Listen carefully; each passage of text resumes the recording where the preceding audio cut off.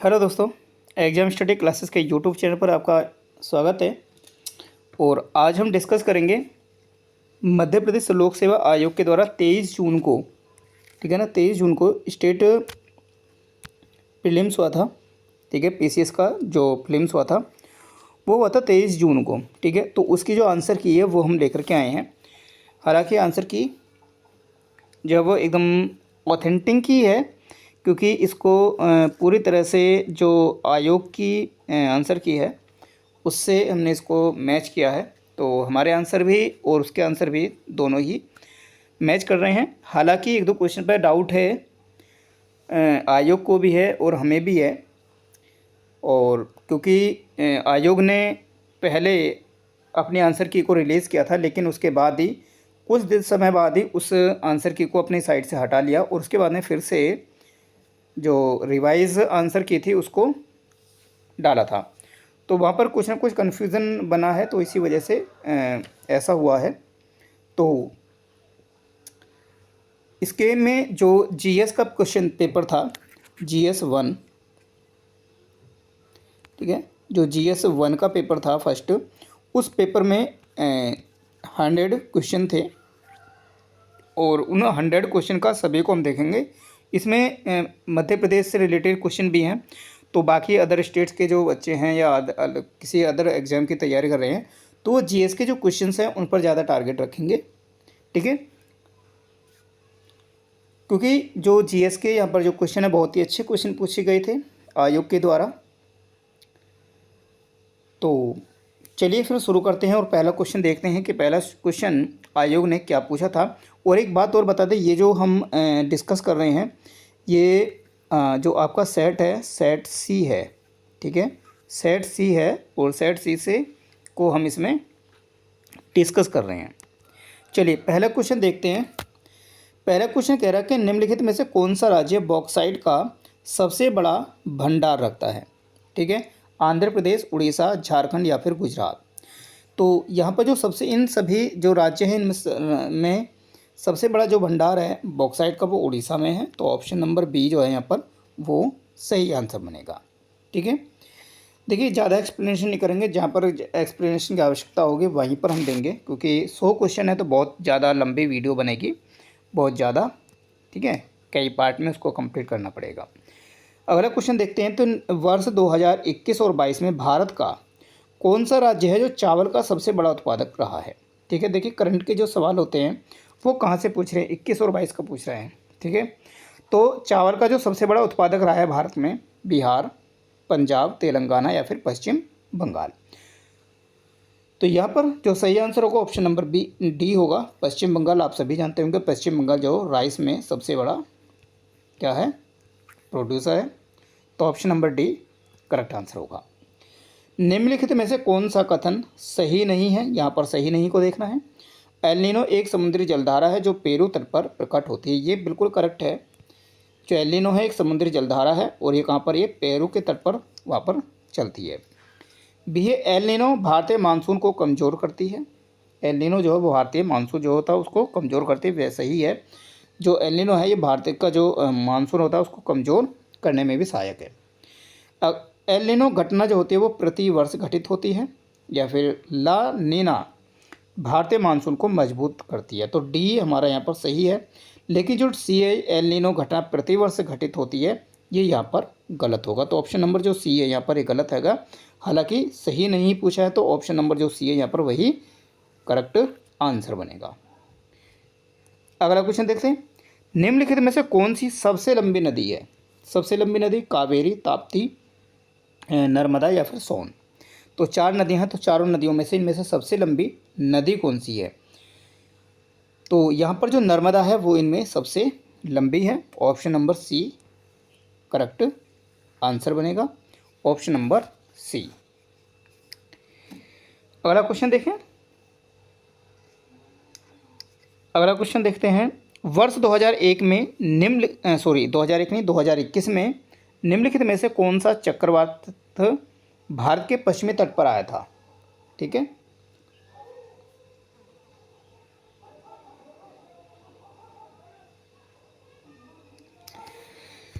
ठीक है, तो यहाँ पर जो पश्चिमी तट पर आया था कौन सा था? अम्फान, तोकते, मिर्चिंग या फिर फानी। क्वेश्चन नंबर 5 का आंसर। तो यहाँ पर जो तोकते चक्रवात था ये आया था जो पश्चिमी तट पर आया था भारत के, ठीक है, इस तट पर यहाँ पर आया था। तो ऑप्शन नंबर बी यहाँ पर करेक्ट आंसर रहेगा। वर्ष 2011 की जनगणना के अनुसार भारत के निम्नलिखित राज्यों में कौन सा राज्य जनसंख्या घनत्व, कौन से राज्य में जनसंख्या घनत्व सबसे कम रहा है? सबसे कम रहा है त्रिपुरा, अरुणाचल प्रदेश, मिजोरम या फिर मेघालय। तो सबसे कम जो घनत्व रहा है 2011 की जनगणना के अनुसार, इन 4 ऑप्शन में देखें तो जो ऑप्शन नंबर बी है अरुणाचल प्रदेश, अरुणाचल प्रदेश का जो जनसंख्या जो घनत्व है वो इनमें सबसे कम रहा है, ठीक है। तो अरुणाचल प्रदेश का जनसंख्या घनत्व।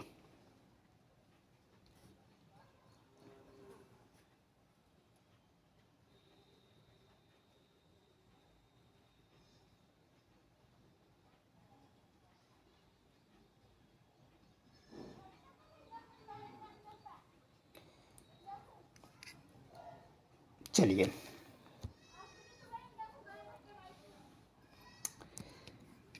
निम्नलिखित पर्वत चोटियों को उनकी ऊंचाई के आधार पर अवरोही क्रम में क्रमबद्ध करना है। अवरोही में लगाना है, आरोही में नहीं लगाना।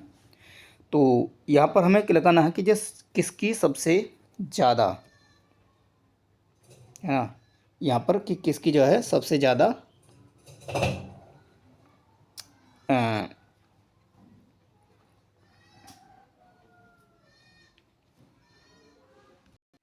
ठीक है। तो अवरोही क्रम में लगाना है यानी कि कम से ज़्यादा की तरफ लगाना है। तो सबसे पहले हम देख लेते हैं इनकी ऊंचाइयों की।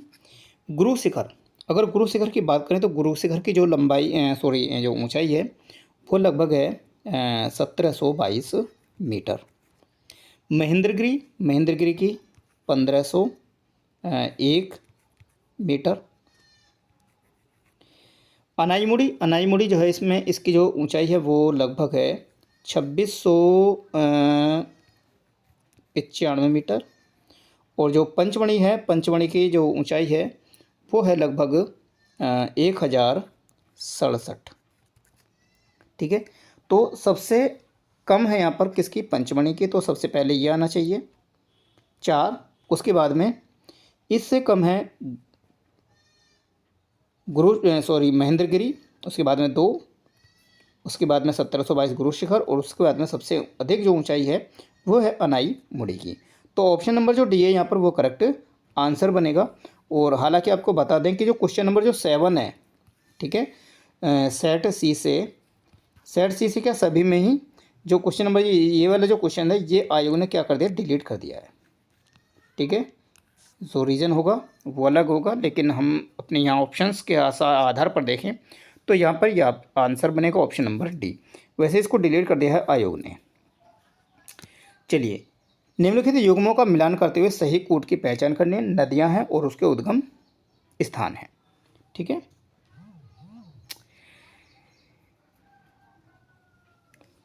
देखिए कावेरी, तो कावेरी आप पता है कावेरी कहाँ से निकल रही है? तो कावेरी निकलती है ब्रह्मगिरी की पहाड़ियों से, ठीक है।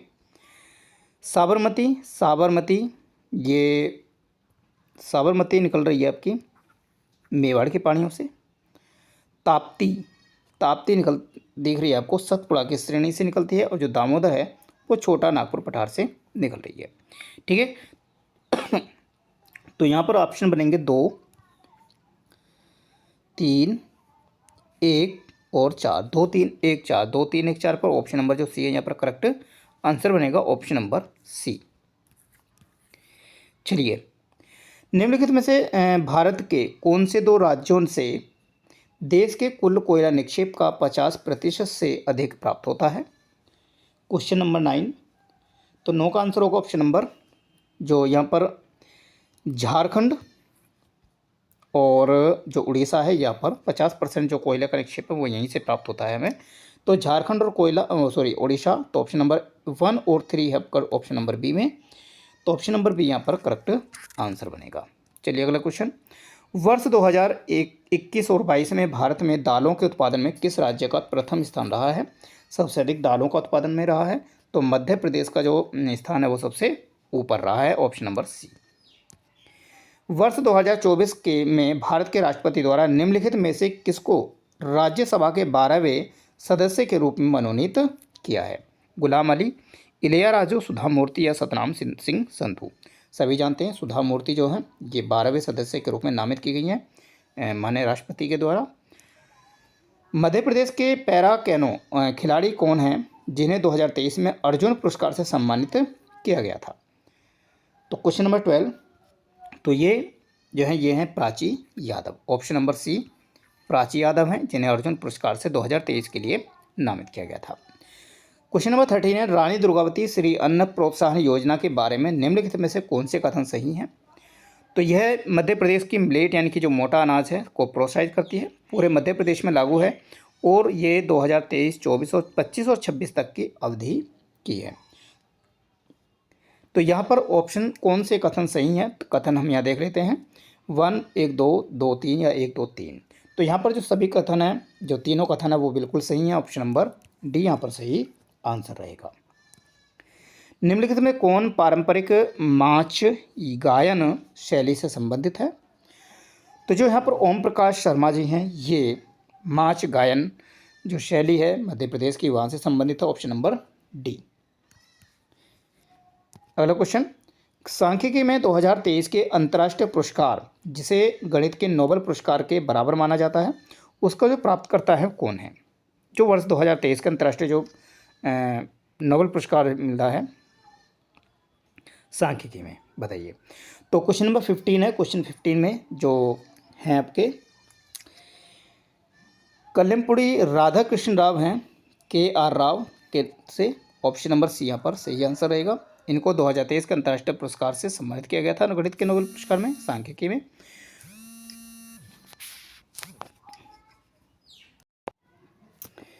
60 नंबर है, वर्ष 2024 में FIDE कैंडिडेट टूर्नामेंट जीतने वाली सबसे कम उम्र की खिलाड़ी कौन बनी है? तो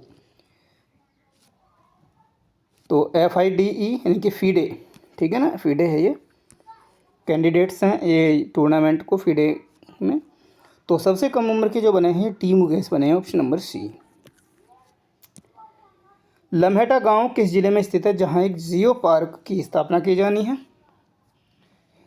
तो लम्हेटा गांव जो है ये आपका जबलपुर में है, ऑप्शन नंबर बी यहाँ पर करेक्ट आंसर बनेगा जबलपुर। किसको वर्ष 2024 में भारत के लोकपाल के अध्यक्ष के रूप में नियुक्त किया गया है? तो किसको अध्यक्ष के रूप में यहाँ पर प्रेसिडेंट नियुक्त किया गया है? तो जो न्यायमूर्ति अजय मणिक राव खानविलकर हैं, ऑप्शन नंबर डी ये सही आंसर होगा। इन्हीं को वर्ष 2024 में जो लोकपाल के अध्यक्ष के रूप में नियुक्त किया गया है, ऑप्शन नंबर डी। विश्व की पहली जो वैदिक घड़ी है वो कहाँ पर स्थापित की गई है? सभी जानते हैं उज्जैन में स्थापित की गई है वैदिक घड़ी को, ऑप्शन नंबर सी यहाँ पर। जनवरी से मार्च 2024 में भारत और इंग्लैंड के मध्य संपन्न जो 5 टेस्ट मैचों की क्रिकेट श्रृंखला में जो विजयी रहे हैं क्या रहा है? तो 20 नंबर, तो इसमें जो भारत है, भारत 4-1 से इसमें विजयी रहा, तो ऑप्शन नंबर बी यहाँ पर सही आंसर बनेगा इंडिया। क्वेश्चन नंबर 21 है, मध्य प्रदेश के किस जिले में सोयाबीन का उत्पादन जो प्रारंभ हुआ था? तो सोयाबीन का जो आरंभ हुआ था वो सबसे पहले हुआ था किस जिले में? देवास में, ऑप्शन नंबर डी यहाँ पर करेक्ट आंसर होगा देवास, ठीक है, देवास में। रॉक फॉस्फेट का उपयोग निम्न में से किस उद्योग में किया जाता है? तो जो रॉक फॉस्फेट है इसका जो उपयोग किया जाता है वो फर्टिलाइज़र बनाने में किया जाता है, ऑप्शन नंबर बी उर्वरक उद्योग में इसका प्रयोग किया जाता है। 2021 और 22 के अनुसार मध्य प्रदेश में क्षेत्रफल एवं उत्पादन की दृष्टि से अनाज में गेहूं का कौन सा स्थान रहा है? तो 1, 2, 3, 4 में से कौन सा स्थान रहा है? तो मध्य प्रदेश का जो स्थान रहा है इसमें प्रथम रहा है, option number D Bharat heavy electricals limited इनके भेल भोपाल की स्थापना किस देश की कंपनी के सहयोग से की गई थी? तो 24 नंबर, तो इसका आंसर होगा ऑप्शन नंबर डी, यानी कि ब्रिटेन के सहयोग से की गई थी। वर्ष 2011 की जनगणना के अनुसार किस जिले में नगरीय जनसंख्या का जो प्रतिशत है वो सबसे अधिक है? तो नगरीय जनसंख्या जो सबसे अधिक प्रतिशत है वो ग्वालियर में है, वो सॉरी भोपाल में है, ऑप्शन नंबर सी। निम्नलिखित में से कौन सी सिंचाई परियोजना में 4 राज्यों की भागीदारी है? तो कौन सी सिंचाई परियोजना में 4 राज्यों की भागीदारी है? वाणसागर, भांडेर, राजघाट या सरदार सरोवर परियोजना? तो सभी जानते हैं जो सरदार सरोवर परियोजना है इसमें 4 राज्यों की भागीदारी है, option number D. Madhya Pradesh के दक्षिण पूर्वी भाग में अधिकांश जो वर्षा है वो किसके द्वारा होती है? तो सबसे अधिक जो वर्षा होती है यहाँ पर होती है बंगाल की खाड़ी से जो मानसून उठते हैं, तो उसी के कारण यहाँ पर दक्षिण पूर्वी भाग में सबसे अधिक वर्षा होती है। तो मानसून की बंगाल की खाड़ी की जो शाखा है यहाँ से होती है, option number B. Madhya Pradesh में काली मिट्टी का जो निर्माण है किस चट्टान के द्वारा हुआ है? तो मध्य प्रदेश में जो काली मिट्टी का जो निर्माण हुआ है वो बैसाल्ट के द्वारा होता है, ऑप्शन नंबर सी। ठीक है, बैसाल्ट के द्वारा। मध्य प्रदेश में बांस का जो राष्ट्रीयकरण था वो कब हुआ था? तो बांस का जो राष्ट्रीयकरण हुआ था मध्य प्रदेश में वो 1973 में हुआ था। ठीक है, ऑप्शन नंबर सी यहाँ पर करेक्ट आंसर बनेगा। विंध्यन जो स्कार्पलैंड का जो दक्षिणी भाग है वो क्या कहलाता है? तो विंध्यन स्कार्पलैंड का जो दक्षिणी भाग है उसे हम जो बोलते हैं वो है यहाँ पर भांडेर का पठार है, ऑप्शन नंबर सी। ठीक है, क्योंकि जो भांडेर है वो दक्षिण मध्य क्षेत्र में आता है, विंध्यन के क्षेत्र विंध्यन में, तो दक्षिण पूछा है तो भांडेर का जो पठार है वो यहाँ पर सही आंसर बनेगा, ऑप्शन नंबर सी।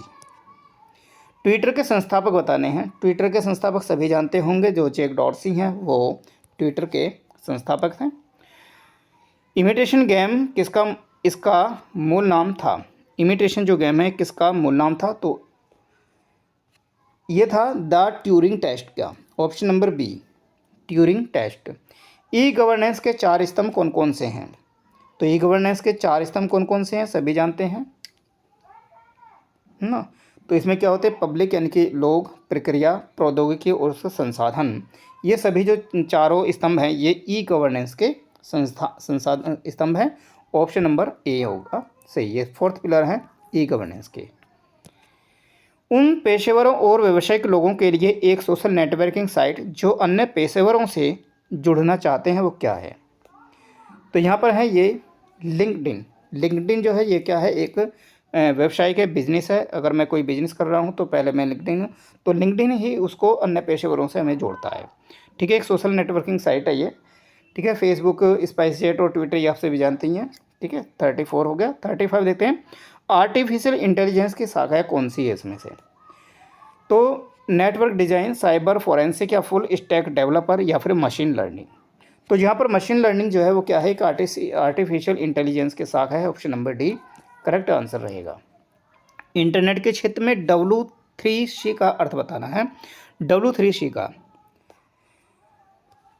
तो W3C का जो है, W3 का मतलब WWWC।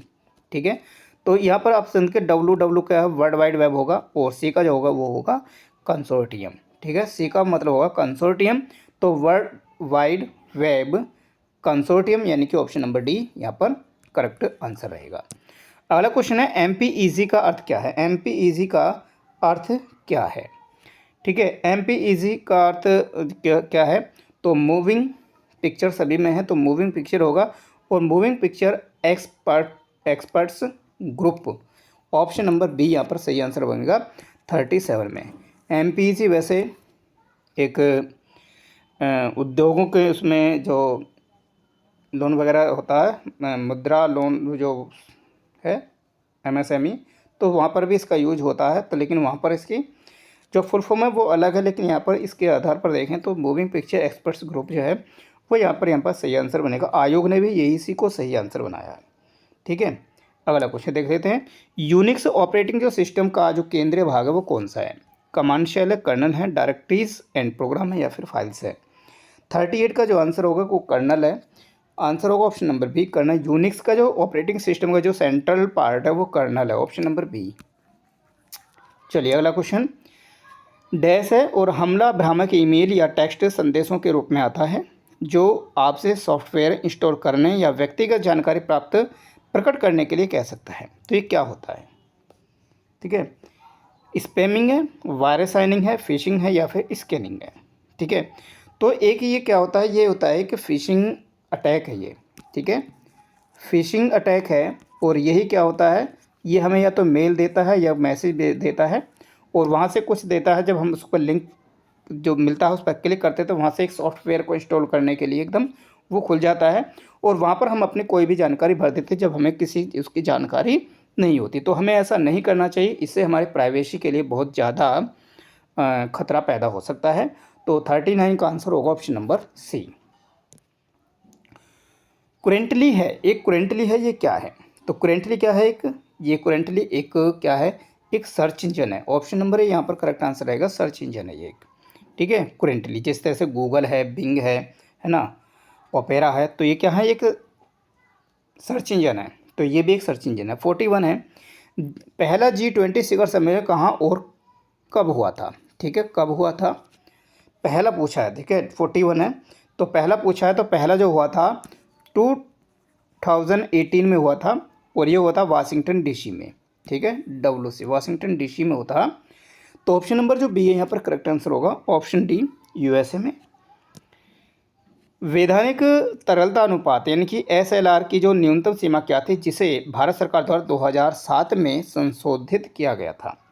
ठीक है, इसको संशोधित किया गया था 2007 में, तो वो पहले क्या थी ये पूछा है। तो ये 25%।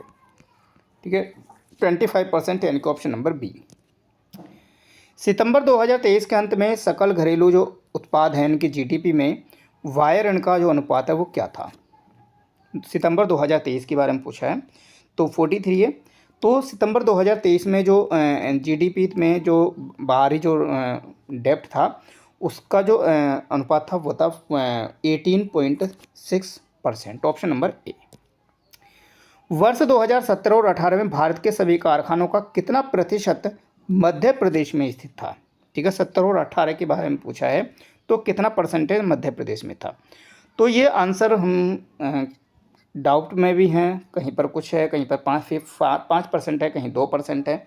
तो यहाँ पर हम इसको क्वेश्चन जो आयोग ने अपनी रिवाइज जो आंसर की दी है उसके आधार पर इसका जो आंसर देते हैं वो 2% होगा। ठीक है, कितना होगा? 2% होगा, ऑप्शन नंबर सी। ठीक है, लेकिन कहीं पर अगर हम सर्च करते हैं इसको तो यहाँ पर कहीं पर 5% भी दे रहा है कि 2 से 5 के बीच में इसका आंसर मिलता है हमें। चलिए अगला क्वेश्चन देखते हैं।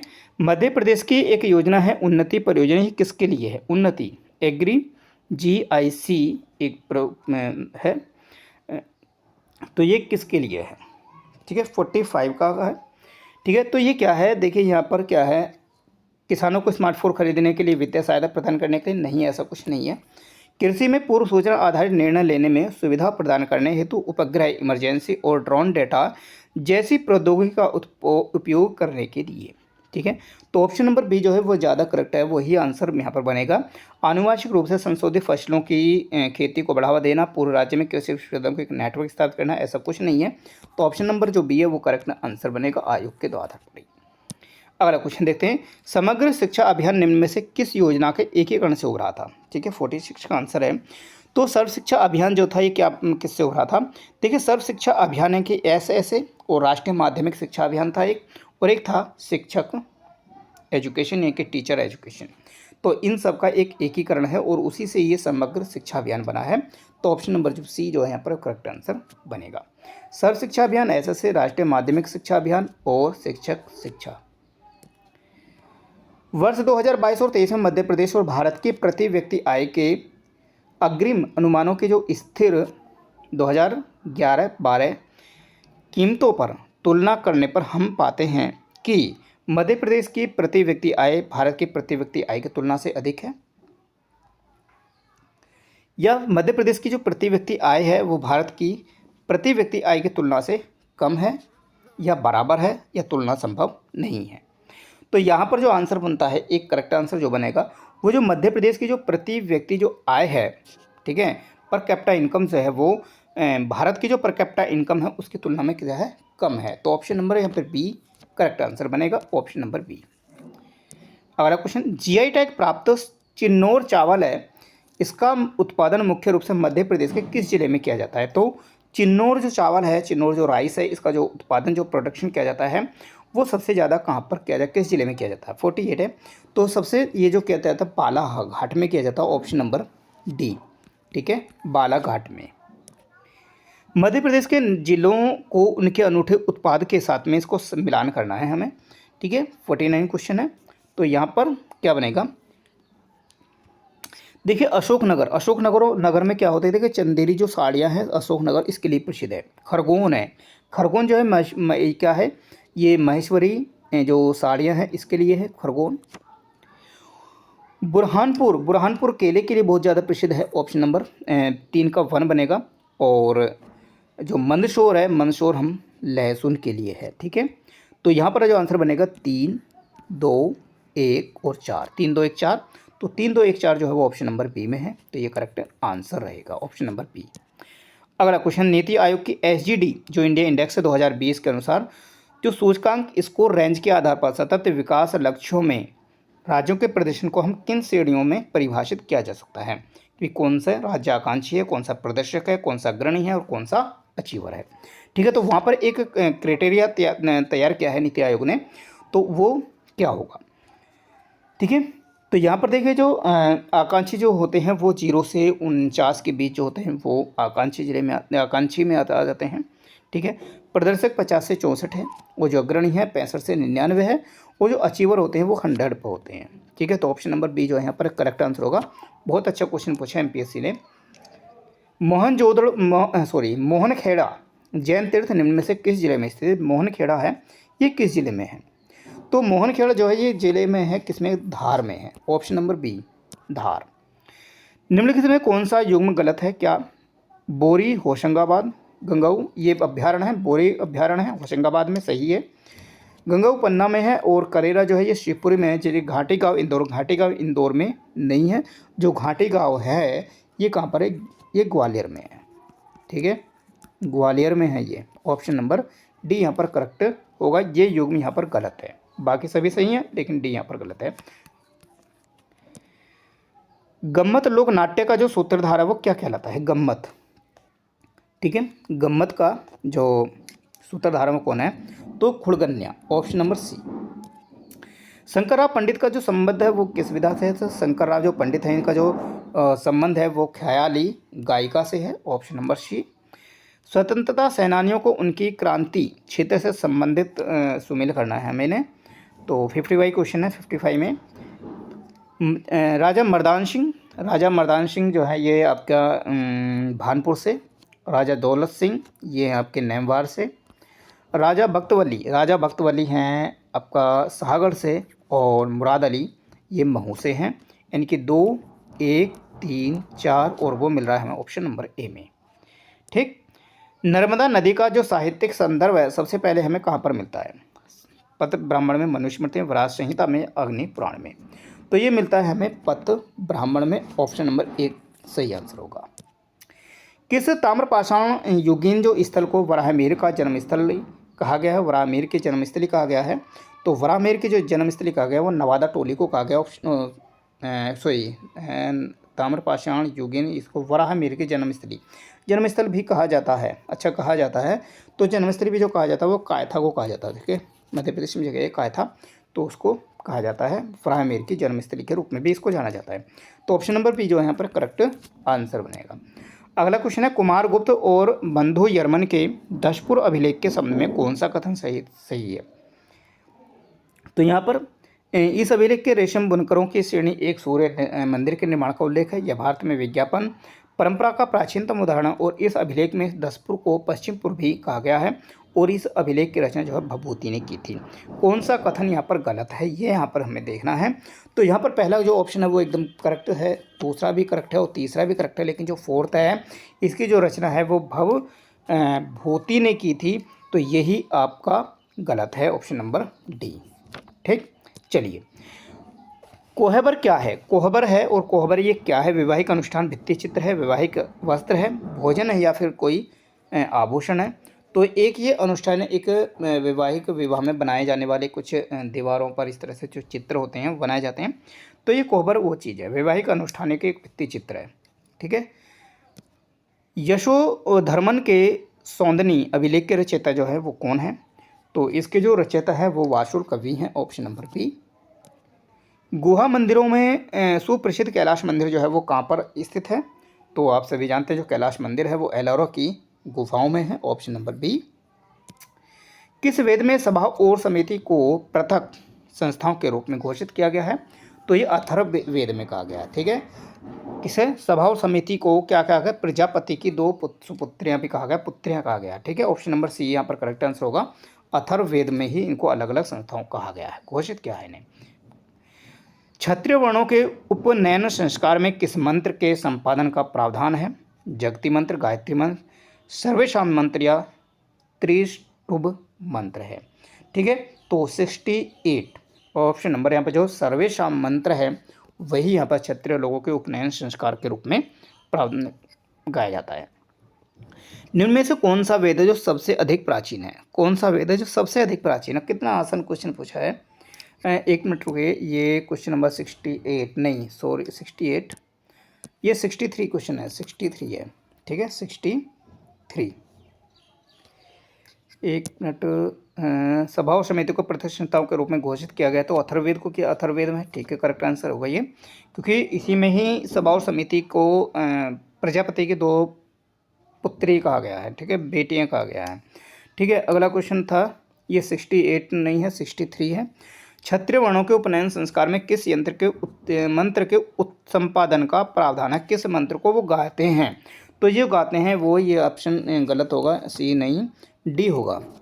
त्रिशुभ मंत्र है, त्रिशुभ मंत्र है, ऑप्शन नंबर डी यहाँ पर करेक्ट आंसर होगा, option number D.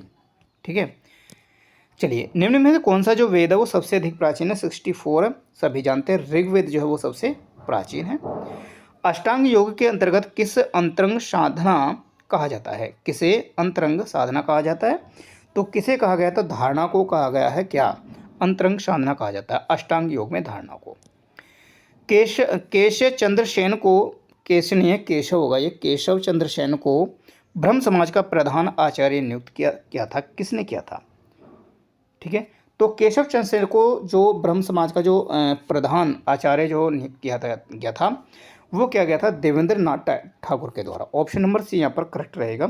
Devendra Nath Thakur ने ही केशव चंद्र सेन को ब्रह्म समाज का क्या बनाया था? प्रधान आचार्य बनाया था। गांधी जी ने किस आंदोलन के समय वेल्स के राजकुमार का बहिष्कार करने का आह्वान किया था? किस समय पर किया था? 67 पे बताते हैं। तो जो असहयोग आंदोलन के समय पर जो है राजकुमार का बहिष्कार करने का आह्वान किया गया था गांधी जी के द्वारा। केएम पणिक्कर ने किसके लिए कहा था कि वे आधुनिक भारत सर्वप्रथम कूटनीतिज्ञ थे? तो ये जो थे कहा था कि किसके लिए कहा था केएम पणिक्कर ने? तो ये कहा गया था गोपाल कृष्ण गोखले के लिए, ऑप्शन नंबर सी। बंगला भाषा में रचित जो ऐतिहासिक उपन्यास है दुर्गेश नंदिनी है, इसके लेखक कौन है? दुर्गेश नंदिनी के लेखक कौन है? सभी जानते हैं, बंकिम चंद्र चटर्जी जी हैं वो दुर्गेश नंदिनी के लेखक हैं। मौर्यकालीन प्रशासनिक व्यवस्था में जो प्रतिष्ठा था वो किस विभाग से संबंधित था? तो जो प्रतिष्ठा था ये न्याय विभाग से संबंधित था। ठीक है, न्याय विभाग से, ऑप्शन नंबर बी करेक्ट रहेगा, ऑप्शन नंबर बी। बिरहा किस जनजाति आदिवासी जनजाति की महिलाओं का एक लोकप्रिय गीत है? तो ये जो लोकप्रिय गीत है वो किसका है? ये गोंड जनजाति की महिलाएं हैं वो इसे गाती हैं। मध्य प्रदेश सरकार द्वारा आदिवासी लोक एवं पारंपरिक कलाओं के लिए महिलाओं को कौन सा सम्मान दिया जाता है? तो ये जो सम्मान दिया जाता है वो दिया जाता है देवी अहिल्या सम्मान। ठीक है, राष्ट्रीय देवी अहिल्या सम्मान दिया जाता है, ऑप्शन नंबर सी। भारतीय साहित्य में जनजातीय जीवन के सांस्कृतिक परंपरा और विशिष्टताओं का लेखन करने के लिए कौन सा सम्मान दिया गया है? 73। तो ठक्कर बापा राष्ट्रीय सम्मान है, वीर शंकर शाह रघुनाथ शाह राष्ट्रीय सम्मान है। तो वीर शंकर शाह रघुनाथ शाह राष्ट्रीय सम्मान जो वही है जो भारतीय साहित्य में जनजातीय जीवन के सांस्कृतिक परंपराओं और उसकी विशेषताओं के लेखन के सम्मान में दिया जाता है। Option number B. Madhya Pradesh में जनजाति आदिवासियों के लिए स्वरोजगार जो योजना है वो किसके नाम से चल रही है? तो जो मध्य प्रदेश में जो आदिवासियों के लिए जो स्वरोजगार योजना चल रही है वो चल रही है बिरसा मुंडा। ठीक है, ऑप्शन नंबर सी यहाँ पर करेक्ट आंसर होगा। हालांकि जो आयोग है, आयोग ने जो इसका आंसर दिया वो बी दिया है। ठीक है, लेकिन बी को हम बता दें कि जो बी है टट्टा भील जो है ये क्या है, ये आर्थिक कल्याण जनजाति योजना है। ठीक है, आर्थिक कल्याण के लिए दी गई है जनजातियों के लिए। वो अपना कोई भी कुछ काम करते हैं तो उसके लिए एक उपकरण खरीद सकें, काम कर सकें। लेकिन जो स्वरोजगार योजना आदिवासियों के लिए जो स्वरोजगार योजना है वो जो चलाई गई है वो बिरसा मुंडा के नाम से चलाई गई। ऑप्शन नंबर सी यहाँ पर करेक्ट आंसर होगा हमारे हिसाब से। और कहीं जहाँ भी देखा भी वो सही है, यहाँ पर आयोग ने शायद गलती हुई है तो ऑप्शन नंबर बी यहाँ पर दिया है। ठीक है, हालांकि होती है। जनजातीय कार्य विभाग प्रकाशन जो प्रतिष्ठान है वन्या का जो स्थापना वर्ष है वो क्या है? तो वन्या का जो स्थापना वर्ष है वो 1980 है, मध्य प्रदेश में ही है ये। Option number T. महानायक टंट्या मामा किस आदिवासी जनजाति से संबंधित हैं? 75 हुआ ना, हाँ तो ये 76 है। ठीक है, महानाट्य जो टंट्या मामा हैं ये किस आदिवासी जनजाति से संबंधित हैं? तो ये हैं किससे? ये टंट्या मामा है ये भील जनजाति से हैं। ऑप्शन नंबर सी।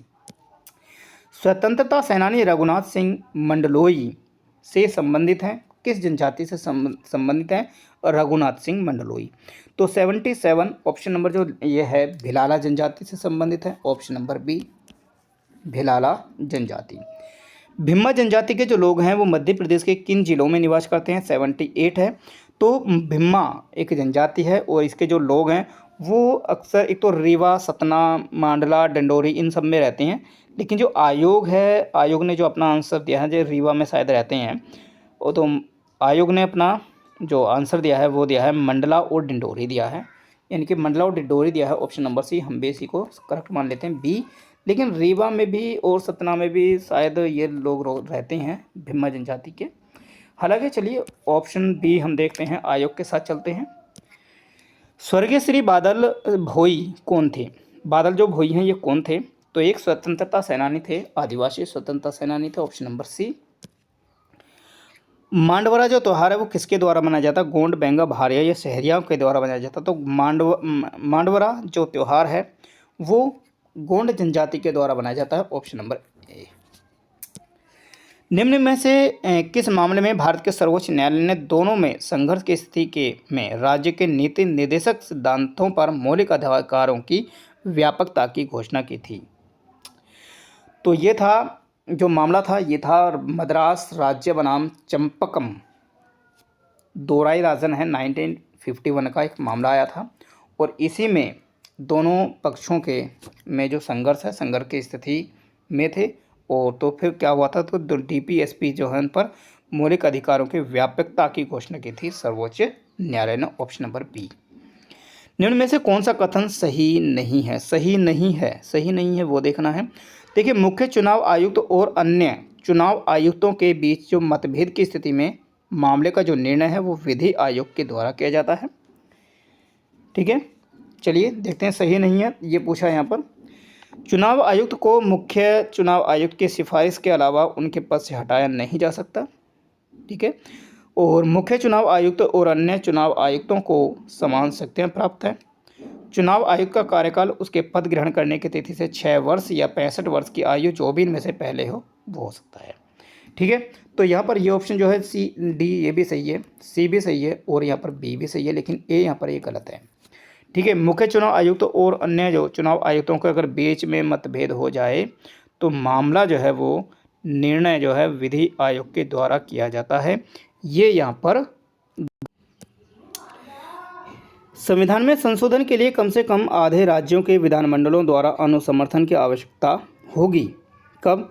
यदि ऐसा संशोधन अनुच्छेद 53 में कोई परिवर्तन करना चाहता है, यदि ऐसा संशोधन अनुच्छेद 239 के में कोई परिवर्तन करना चाहता है, यदि ऐसा संशोधन अनुच्छेद 243 के में कोई परिवर्तन करना चाहता हो, या फिर 279 के में कोई परिवर्तन करना चाहता हो। ठीक है, तो ये है कि संविधान में संशोधन के लिए कम से कम आधे राज्यों के विधानमंडलों द्वारा अनुसमर्थन की आवश्यकता होगी। किसमें होगी?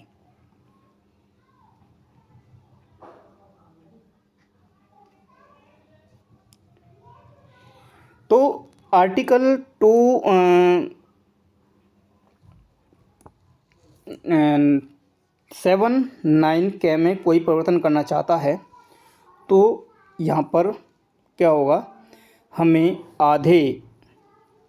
कम से कम आधे राज्यों के जो विधानमंडल हैं उनका अनुसमर्थन की आवश्यकता होगी। ठीक है, तो ये क्या है, अनुच्छेद 279 जो है ये क्या है, ये क्या है, टैक्स का है, टैक्स से संबंधित है। टैक्स के सही से काम कर रहा है नहीं कर रहे हैं, इसके लिए केंद्र और राज्यों के बीच में सहयोग और समन्वय की ज़रूरत होगी। तो इसीलिए 279 ए में अगर कोई भी परिवर्तन करना है तो हमें कम से कम आधे राज्यों के विधानमंडलों के अनुसमर्थन की आवश्यकता होगी। अटल बिहारी वाजपेयी सुशासन एवं नीति विश्लेषण संस्थान जो ये कहाँ पर है, तो ये है आपको भोपाल में, ऑप्शन नंबर सी। इस क्वेश्चन में हाँ, ऑप्शन नंबर यहाँ पर डी जो है वो सही आंसर रहेगा। निम्न कथन पर विचार करने हैं, कानूनी मामलों पर राज्य सरकार को सलाह देना महाधिवक्ता का कर्तव्य है और महाधिवक्ता मंत्रिमंडल के प्रसाद पर्यंत पद पर बने रहेंगे।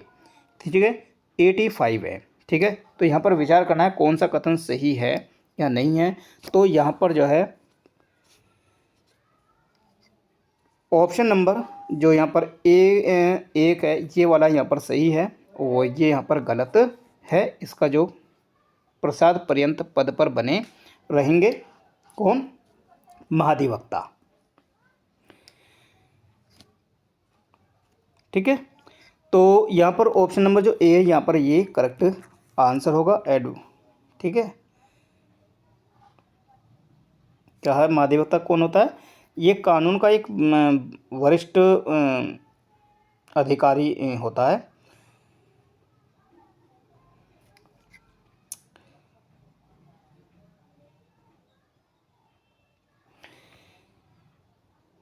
जनरल एडवोकेट महाधिवक्ता जो राज्य में होता है।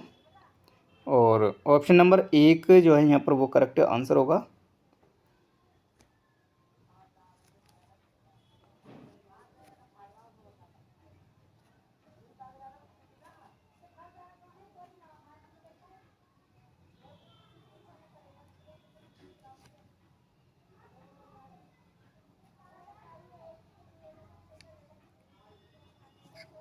ठीक है, तो क्योंकि जो प्रसाद पर्यंत जो है ये पर बने रहेंगे क्या है, तो ये क्या है, ये इसका कोई संविधान में कोई किसी भी तरह का कोई विचार नहीं है, मतलब संविधान में कोई जिक्र नहीं है। तो क्या है कि इसे राज्यपाल जो है उसे नियुक्त करेंगे और राज्यपाल ही उसको हटाने का काम करेंगे और वह उनका विवेक से काम करेंगे राज्यपाल से। ठीक है, तो जो गवर्नर हैं वो इसको अपॉइंट करेंगे और वो उनके विवेक के ऊपर बात है। पंचायतों को सौंपी जा सकने वाली जो शक्तियां, अधिकार और जिम्मेदारियों की जो सूची है वो किसमें है, 11वीं, 12वीं, 7वीं और राज्य सूची में है। तो 86 है, बहुत अच्छा क्वेश्चन है। तो 11वीं वाली सूची जो उसमें है क्या है, पंचायतों से संबंधित है। निम्न में से कौन सा अनुच्छेद भारत के राष्ट्रपति पर महाभियोग के बारे में जताता है, तो ऑप्शन नंबर जो सी है यहाँ पर 61, अनुच्छेद 61 वो सही होगा। अगला क्वेश्चन देखें, अनुच्छेद 76 के अनुसार क्या है, अनुच्छेद 76 क्या है, तो अनुच्छेद जो 76 है वो क्या है, तो अनुच्छेद 76 है, उच्चतम न्यायालय के न्यायाधीश के नियुक्त होने की योग्य है। ऑप्शन नंबर सी के अनुसार क्या होगा कि राष्ट्रपति उस व्यक्ति को भारत का महान्यायवादी यानी कि अटॉर्नी जनरल नियुक्त करेगा जो सुप्रीम कोर्ट के जो न्यायाधीश हैं उसके योग्य होगा, उनकी योग्यताओं के आधार पर होगा। ठीक है, के मुंशी से संबंधित है, किससे थे, तो के मुंशी जो थे वो ड्राफ्टिंग कमेटी जो थी उससे संबंधित है। भारत के राष्ट्रपति किसी सलाह पर 352 के तहत आपातकाल की घोषणा कर सकते हैं, तो ये कर सकते हैं किसके, संघ मंत्रिमंडल के सलाह पर। ऑप्शन नंबर सी आंसर होगा। मनुष्यों में गुणसूत्र संख्या 21 की जो ट्राइसोमी है, इसके होने का जो विकार है वो क्या है? 91। तो इसका क्या होगा? डाउन सिंड्रोम होगा। 21 की जो ट्राइसोमी होगी वो क्या होगा? डाउन सिंड्रोम होगा। राष्ट्रीय स्वास्थ्य नीति 2017 के स्वास्थ्य में सुधार के लिए 7% वाले क्षेत्रों पर समन्वित कार्रवाई की पहचान की, और यह दिए गए विकल्पों में से कौन सा 7 प्राथमिकता वाले क्षेत्रों के अंतर्गत नहीं है? किसके अंतर्गत नहीं है? तो नहीं है तो अन्नपूर्णा के लिए ऑप्शन नंबर डी। किस दाल का लगातार सेवन करने से लेथाइरिज्म नामक एक रोग हो जाता है? तो खेसारी एक दाल आती है, इसे खाने से क्या हो जाता है? लेथाइरिज्म जो रोग है ये हो जाता है। भारत सरकार ने जल अधिनियम कब पारित किया गया? प्रदूषण निवारण एवं नियंत्रण, ठीक है। तो ये कब क्या था? तो 1974 में क्या था? 1974 में। चलिए, SGD इंडिया इंडेक्स 2018 के अनुसार SGD 1, 2 और SGD 9 क्रम से क्या दर्शाते हैं? SGD 1 क्या है, SGD 2 क्या है और SGD 9 क्या है? ठीक है, तो 95 होगा। तो ये क्या कहते हैं? SGD 1 कोई गरीब नहीं, SGD कोई भुखमरी नहीं, क्या, ठीक है। और उद्योग और नवाचार और बुनियादी ढांचा है SGD 9 में। ये 9 है, ये 2 है और ये 1 है, ठीक है। तो ऑप्शन नंबर ए यहाँ पर करेक्ट आंसर बनेगा। एक जलीय पारिस्थितिक तंत्र के तालाब में निम्न में से किस घटक का प्रतिनिधित्व कवकों, जीवाणु और फ्लैजेलेट्स के द्वारा किया जाता है? तो ये किया जाता है अपघटक के द्वारा, ऑप्शन नंबर सी। ओजोन परत की जो मोटाई है इसको किस में मापा जाता है? 97 है, तो इसे नापा जाता है डॉप्शन यूनिट में, ऑप्शन नंबर बी, ठीक है। डेसिबल में तो ध्वनि को नापते हैं। मनुष्य शरीर में ग्रीवा जो कशेरुकाएँ हैं इनकी जो संख्या है वो कितनी है? तो इनकी जो ग्रीवा जो कशेरुकाएँ हैं इनकी संख्या है 7, ऑप्शन नंबर बी। और मंगल ग्रह के लिए भारत का पहला अंतर संग्रह ग्रहीय मिशन जो है किस वर्ष में सफलतापूर्वक लॉन्च किया गया था? मंगल ग्रह के लिए 99 नंबर क्वेश्चन है वो। एक क्वेश्चन और है, तो ये होगा 2013 में किया गया था, ऑप्शन नंबर ए 2013। वर्ष 2017 में इसरो के किस सैटेलाइट लॉन्च व्हीकल के द्वारा एक ही फ्लाइट में 104 सैटेलाइट सफलतापूर्वक लॉन्च किए गए थे? 104 सैटेलाइट्स किए गए थे। तो उसका नाम क्या था? सैटेलाइट का नाम, ठीक है। तो इसका नाम था PSLV-C37, ठीक है। PSLV-C37 था। तो ऑप्शन नंबर जो डी है यहाँ पर वो करेक्ट आंसर होगा, ठीक है। चलिए, तो 100 क्वेश्चन कंप्लीट हो गए हमारे। ये MCQ थे, जनरल स्टडी के क्वेश्चन बहुत अच्छे थे, ठीक है। चलिए आगे फिर मिलेंगे।